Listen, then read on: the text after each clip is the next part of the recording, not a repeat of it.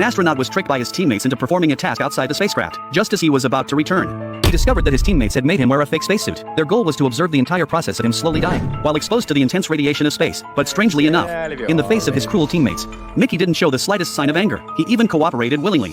Using a fan blade to sever his own palm, his palm slowly drifted outside the ship's dining hall. Yet the diners didn't even look up, and not a single person went to save him. It seemed as though all of this was business as usual. Unexpectedly, several days later, Mickey, who should have died completely outside the spacecraft, actually emerged from a machine on the ship. But Mickey wasn't some kind of robot.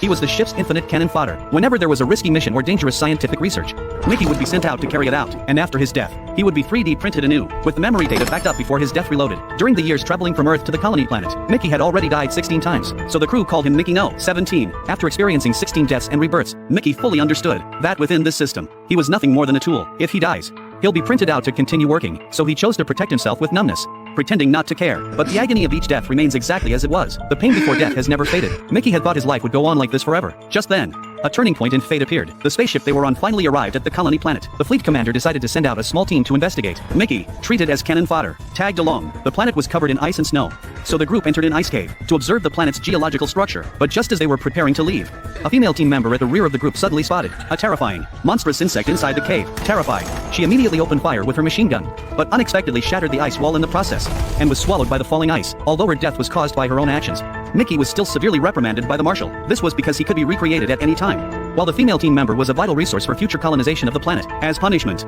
the marshal ordered Mickey to capture one of the terrifying insects and hand it over to the science department to study how to deal with them. Mickey had no choice but to set out on the mission. Little did he know that this journey would completely rewrite his life as cannon fodder. That day, he accidentally fell into an ice cave dozens of meters deep. Perhaps because his body was 3D printed, Mickey didn't die, but the excruciating pain left him unable to get up. To make matters worse, the communication and heating devices on his suit were damaged. Mickey felt utterly hopeless. But just then, a teammate who had come to deliver his lunch spotted him. Overjoyed, he immediately asked the teammate to rescue him, but the teammate stopped halfway down, because all he wanted was to take Mickey's gun and sell it on the black market for a quick profit. In the teammate's eyes, Mickey wasn't a person. He was just a tool that could be revived anyway. The gun was worth more than the man, because guns couldn't be printed. After saying this, the teammate left, although the teammate's reasoning made sense. And remembering the marshal's earlier rebuke, Mickey felt deeply saddened. But soon, a rustling sound interrupted his sorrow. Mickey looked toward the source of the noise. Several strange insects were crawling out of the ice cave, including a giant insect. He braced himself for death. Soon, the giant insect charged at him, but to his surprise, it didn't devour him. Instead, it rallied the other insects, and, between pushing and pulling, escorted Mickey out. Though the cold here was bone-chilling,